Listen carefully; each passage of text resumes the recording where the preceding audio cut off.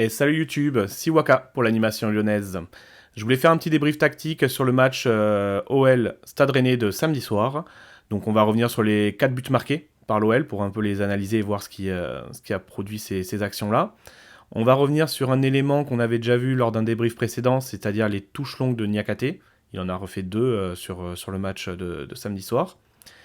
Et ce qui personnellement m'intéresse le plus, et ce que j'attendais le plus de l'animation du milieu de terrain de Paulo Fonseca, c'était de voir quand il allait aligner Almada en numéro 10 et Tolisso en numéro 8. C'était ce fameux switch de position entre les deux joueurs. Donc Almada qui redescend pour la construction du jeu, et Tolisso qui lui par contre se projette loin du ballon pour faire une proposition de plus haut sur le terrain. Donc ça, on l'a vu quelques fois aussi se produire sur le terrain. Donc ça, je trouvais ça très intéressant. Et c'est comme je dis, c'est quelque chose que personnellement, j'attendais vraiment de voir si on allait utiliser ces deux forces-là. Et enfin, on va voir quelques situations de relance axiale. Hein. C'est quelque chose que Paulo Fonseca aime et veut voir mettre en place son équipe. J'avais fait une vidéo d'ailleurs là-dessus sur la chaîne. Vous pourrez retrouver le lien pour ça. Donc on va regarder un petit peu tout ça sur le débrief. Allez, on y va. Donc on commence avec le premier but. Comme vous pouvez le voir hein, sur l'image, on a Fofana tout en haut, totalement esselé. On a Tolisso qui va faire une passe vers Almada. Et d'ailleurs, on remarque à ce moment-là que ce soit tout l'axe gauche de notre attaque du terrain est complètement vide. Il n'y a aucun Rennais sur cette zone-là. Donc voilà, Tolisso ouvre intelligemment sur Almada en premier relais, qui lui ensuite va pouvoir lancer et ouvrir sur Fofana, qui va toujours avoir énormément d'espace devant lui. On voit bien qu'en plus on attaque Tagliafico qui produit son effort aussi, hein, qui fait une course hein, pour emmener une solution supplémentaire. Almada va très vite faire la passe à Fofana. Et ensuite on arrive sur la dernière situation. Fofana a reçu le ballon. Almada fait un effort pour proposer dans l'axe. Et Tagliafico lui va continuer son effort et sa course pour proposer une solution vers l'extérieur ouvrir de la place pour Fofana. Donc là en fait le but c'était de voir que dès le départ de l'action le côté gauche était complètement libre. Rennes était pas extrêmement bien placé, on va dire, défensivement pour gérer les côtés. Et nous, on en a profité, du coup, si ça vous rappelle un petit peu le match de Saint-Etienne, où c'était l'inverse, on avait, nous, laissé les côtés assez libres défensivement parlant. Ben là, Rennes a un peu fait la même chose et on en a profité sur ce premier but. Allez, sur le deuxième but, il y a beaucoup de choses, beaucoup de choses qui sont passées. Ça part d'une touche de Tagliafico pour Almada, qui est venu se proposer. Almada va directement remettre le ballon à Tagliafico. Ensuite, Tagliafico a reçu le ballon, Almada propose tout de suite un appel. Il est suivi par le défenseur Rennais, donc il va faire un contre-appel pour revenir derrière pour toucher le ballon. Tagliafico va le retrouver. Almada regarde derrière lui, il a déjà vu qu'il va pouvoir faire une passe à Tolisso parce que Tolisso est libre.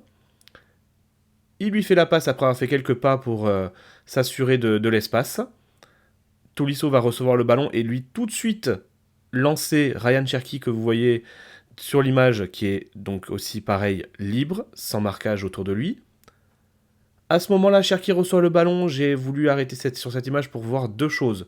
La première, donc effectivement, il va aussi rapidement lancer Maitland Niles parce que ce dernier a énormément d'espace par rapport à Truffert, donc il a aussi toute la place possible pour pouvoir déborder. Mais j'ai juste noté aussi sur le haut de l'image, là vous voyez les deux défenseurs centraux. Ce qui m'a personnellement dérangé quand j'ai fait les arrêts sur l'image, que j'ai regardé tout ça, c'est ce qui m'a dérangé, c'est le positionnement de nos deux centraux. Ils sont trop bas, donc vous voyez les deux offensifs de Rennes, les deux offensifs plus hauts de Rennes, ils sont au niveau de Tolisso et Matic à ce moment-là. Donc nos joueurs auraient très bien pu avancer de quelques mètres pour pas laisser autant d'espace. C'était un des cas où on a pris un but face à Saint-Etienne parce que nos joueurs aussi étaient trop loin. Imaginez que le ballon soit récupéré. Il y a une distance tout de suite d'intervention qui est trop longue par rapport à ça. Et justement, l'image d'après, vous avez Tolisso qui se retourne pendant que Maitland Niles est en train de déborder. Tolisso s'est retourné pour justement faire un geste à ses deux défenseurs centraux. Donc à mon avis, il était en train de leur dire de se repositionner comme il faut et de peut-être avancer et remonter aussi le bloc pour pas laisser d'espace et pour contrôler ce qui se passait. Ensuite, l'image d'après, donc c'est la même, mais juste pour se situer et voir ce qui se passait autour. On voit il y a 8 joueurs lyonnais dans dans les 35 derniers mètres de Rennes. Donc voilà, il y a énormément de joueurs qui sont présentés en phase offensive. On voit que Tolisso, Altamari derrière lui, est en train de revenir tranquillement sur lui, et que devant lui, les deux milieux de Rennes sont assez loin de Tolisso. Et donc Maitland Niles, lui, est en train de faire son dribble et va rentrer dans la surface. Et au moment où il va faire la passe à Tolisso, comme vous pouvez le voir, hein, encore une fois, comme on avait vu sur le premier but, hein, le côté gauche de l'attaque lyonnaise complètement vide. Si le ballon arrivait côté gauche, c'était pareil, hein, il y avait de l'espace pour faire quelque chose. On avait Fofana, Tagliafico et Almada sur le côté. Et donc Maitland Niles fait une passe sur Corentin Tolisso. Altamari est revenu au contact, mais il est derrière Tolisso. Et les deux milieux défensifs, du coup, ils sont assez loin encore de Tolisso, donc ils ne peuvent pas intervenir. Et en plus de ça, Tolisso va frapper très vite en première intention sans contrôler le ballon. L'action du troisième but maintenant. Donc ça part d'une relance de Perry sur un 6 mètres. Donc il a plusieurs possibilités, il pourrait jouer encore une fois simplement, j'en parlais tout à l'heure sur les relances axiales, il aurait pu jouer simplement sur quelqu'un autour, un de ses 4 défenseurs, hein.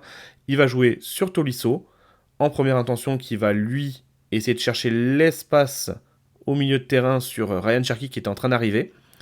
Le ballon va être récupéré par Rennes sur la situation, mais Tolisso va faire l'interception, et on est quelques secondes après qu'il ait fait son interception sur la passe de Seko Fofana. Il s'est projeté et il va lancer Almada. On voit bien qu'à ce moment-là, au moment où il fait la passe vers Almada, il y a Matuziwa qui est sur lui en train de tacler pour essayer d'intervenir. Il ne reste plus que 3 joueurs de Rennes à ce moment-là, avec contre Fofana, Almada, Tolisso, il y a Cherki et Lacazette qui sont en position pour avancer. Donc il fait la passe à Almada. Quelques secondes après, il regarde en direction de Lacazette et de Cherki. Encore une fois, le geste, hein. Avancer, on y va. Donc vraiment, s'il y avait des doutes hein, que c'était un des leaders et un des joueurs les plus influents sur le terrain aussi, hein, voilà, il n'y a plus trop de doutes, je pense. Almada a avancé et va faire la passe vers Lacazette. Il a suffisamment fixé la défense qui s'était retournée. En fait, au final, il a attendu et il a vu que Brassier était tourné, donc dos à Lacazette, en train d'essayer de voir vers qui il allait aller. Donc le fait de jouer sur Lacazette fait que Brassier ne peut rien faire, ne peut pas intervenir, il peut rien faire par rapport à ça. Il est en position défensive pour essayer de contrôler les courses derrière lui, mais il ne peut pas faire grand-chose. Donc à ce moment-là, Almada lance la passe pour Lacazette. Lacazette reçoit le ballon, il a de la place pour frapper, comme vous pouvez le voir, hein, Brassier du coup est assez loin et ne peut pas intervenir au moment où Lacazette est en train d'armer, et il a du coup un bon espace au final sur le premier poteau de Samba pour tirer, c'est là où il va tirer et marquer. Donc certes, Samba est peut-être pas 100% irréprochable, mais finalement, on regarde bien, en regardant, il y avait un bel espace quand même hein, laissé par Samba sur son premier poteau. Sur ce quatrième but, hein, ce que j'ai voulu juste noter, c'est qu'au moment où Mikotadze récupère le ballon, après un duel entre Tagliafico et le défenseur de Rennes qui est au sol, il va directement lancer Cherki complètement seul à l'opposé. On en revient encore une fois sur la gestion de la largeur défensive côté rennais et nous du coup offensive. Hein. On était assez large pour profiter de ces espaces. On voit aussi sur l'image, et ce qui est intéressant, c'est Maitland Niles qui est en train de produire son effort pour y aller, pour proposer aussi une solution vers l'avant. Il y a Tagliafico donc, qui est assez haut sur le terrain et qui va aussi avancer. Et on voit Almada tout en bas de l'image. Il était limite en position de couverture de Tagliafico. Donc voilà, il était très très bas sur l'image. Mais je l'ai noté parce que du coup, quand on va regarder quelques secondes après, quand l'image et quand on va passer à l'action offensive, on voit qu'au final, il va s'être projeté assez fort. Et si on recompare avec le positionnement de Fofana à l'origine et celui de Almada à la fin au moment où Cherki est en train d'avancer, donc 4-5 secondes, 4-5 secondes après, Almada est déjà très très haut sur le terrain. Fofana, il est en train de trottiner, il a avancé tranquillement en trottinant. Donc voilà. Et là, ce que je voulais surtout noter, du coup, c'est les 4, 5, 6, 7 joueurs lyonnais. À la 77e minute, à 3-1, il y a 7 joueurs lyonnais qui se proposent, dont nos 2 latéraux, Maitland Niles avec le petit numéro 2 et Tagliafico avec le petit numéro 4 là sur l'image, qui sont en train de se proposer pour aller attaquer la surface. Vous comptez avec le nombre de Rennais, hein, il y a 1, 2, 3, 4, 5, 6, il y a 6 joueurs de Rennes sur l'image, sans compter Samba. Il y a 6 joueurs de Rennes sur l'image, il y en a 7 de Lyon. Il y a 3-1. Voilà, là c'était plutôt l'attitude offensive et l'allant qui était tout recherché qui m'a plu sur ce 4e but. Un petit point donc que j'avais vu et que je voulais revenir très rapidement dessus, c'est l'utilisation des touches longues. Par 2 fois dans le match, on a demandé à Niakate de venir faire une touche longue et à chaque fois on a cherché à trouver Tolisso de la tête. Donc voilà, c'est quelque chose que j'ai l'impression qu'on va peut-être revoir de plus en plus, histoire de varier de certaines offensives. On voit bien, il y avait 2-0, il y avait 3-0, donc c'est pas comme si on était dans l'obligation d'aller marquer un but ou d'essayer de pousser. Non, c'est juste une variation tactique qui a l'air d'être travaillée, qui a l'air d'être poussée. On l'avait vu face à Manchester, il me semble qu'on l'a vu aussi dans le derby aussi. Donc voilà, c'est quelque chose qu'on essaie d'utiliser, le jeu de tête de Tolisso dans la surface avec les capacités de touche longue de Niakate. Et là, j'ai mis quelques situations, comme je l'ai dit tout à l'heure, de relance axiale, donc la volonté de Fonseca d'avoir une relance axiale pour jouer sur un potentiellement milieu de terrain, par exemple, dans ce cas-là, et ensuite trouver un espace dans un deuxième temps. Donc j'ai fait une vidéo sur ça que vous pouvez retrouver sur la chaîne, hein, bien évidemment, sur la relance par Paulo Fonseca, qui explique très bien ça. Donc voilà, j'ai noté deux moments où ça s'est produit, donc en plus de l'action du but de Lacazette.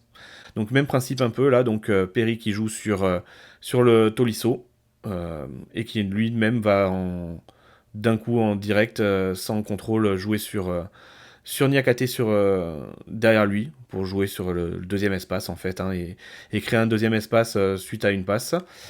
Autre situation, donc en seconde mi-temps cette fois-ci, Niakate joue le 6 mètres avec Perry. On a Almada tout de suite qui va venir faire la proposition entre les joueurs rennais. Et il va recevoir le ballon. Et il va directement jouer, encore une fois, sur Niakate. Qui du coup est libre de recevoir le ballon sur le côté gauche défensif de l'OL. Niakate pourrait très simplement, encore une fois, faire une passe. Il y a 3-1. On pourrait assurer. Il pourrait très simplement faire une passe à Tagliafico. Il y a de la place, il y a l'espace, il y aurait le temps de le faire. C'est pas son choix, il va décider d'avancer avec le ballon.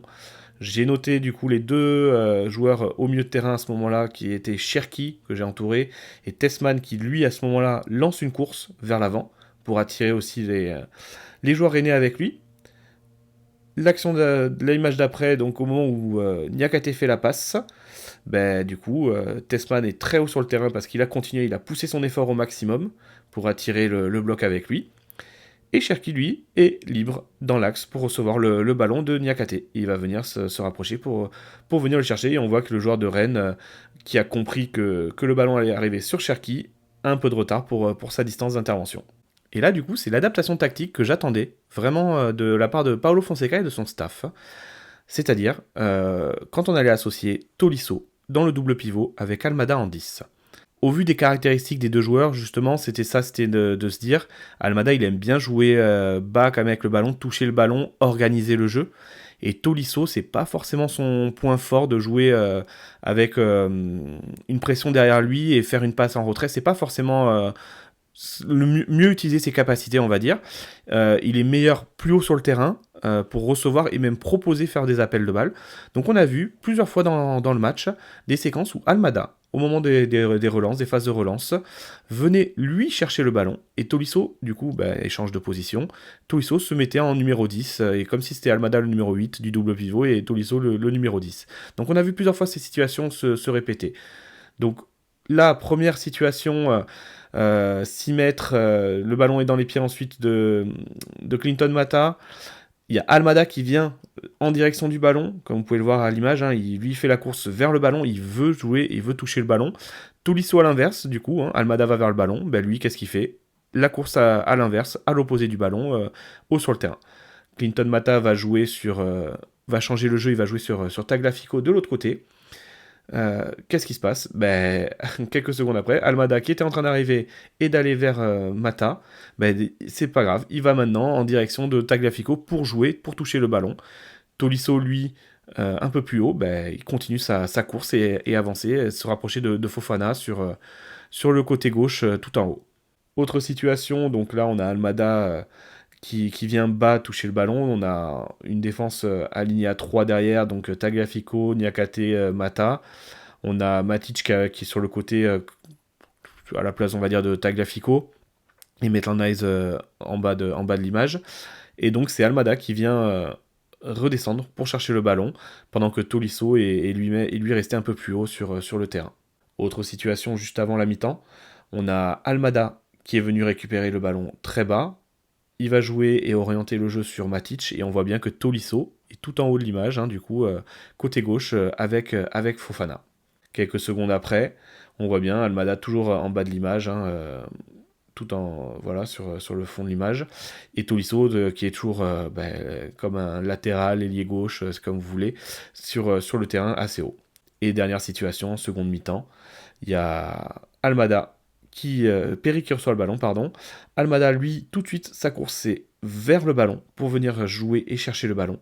Et la course de Tolisso, du coup inversée. Tolisso, il était côté droit, du coup, ce moment-là sur le terrain. Et lui, sa course c'est vers l'avant pour proposer une solution devant. Donc en fait, généralement, c'était ça, et c'est ce qui m'intéressait le plus sur cette adaptation. C'est une des premières fois qu'on le voit vraiment avec les deux sur le terrain et ces échanges de position. Et je pense que c'est quelque chose de très intéressant pour mieux utiliser les capacités des deux joueurs, en fait. Donc déjà, on a vu aussi à plein de moments dans le match des changements de position de plein de joueurs à différents moments. Mais vraiment là, ça c'est pour moi une des clés tactiques qu'il va falloir mettre en place et continuer à utiliser. C'est vraiment utiliser en fait les forces de l'un et de l'autre. Almada, c'est un numéro 10, certes, mais un numéro 10 qui aime redescendre, toucher le ballon, jouer, organiser plus bas, qui est capable dans les petits espaces de faire les passes qu'il faut et se retourner pour donner des ballons. Et Tolisso est meilleur avec le jeu vers l'avant, se projeter, faire des appels de balles. Et voilà, c'est fini pour ce débrief tactique, j'espère que ça vous aura plu. N'hésitez pas dans ce cas-là à liker la vidéo, vous abonner à la chaîne pour suivre les d'autres débriefs tactiques des prochains matchs. Merci beaucoup, au revoir.